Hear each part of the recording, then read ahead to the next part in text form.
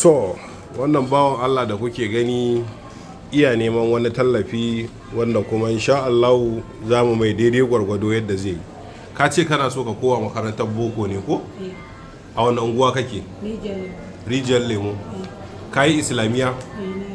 To wannan su ne takaddunka ne bata ka ce kayi court affidavit, kayi police report, ga certificate ɗinka ga ID card ɗinka.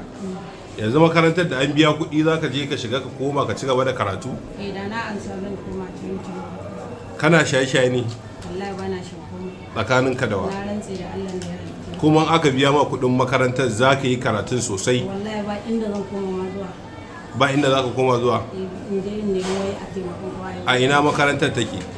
Ita makaranta wadda zan anshi takardun na Hajara Ahmed take. To takardu za ka ansa ko kuma karatun za ka yi a ciki? A can ina ansa ai na kammala SS3. Can akwai wanda ya ma alkawari a makarfi shi ma zai dau nauyin karatu na ya sa ni wata makaranta Shehu Idris makarfi.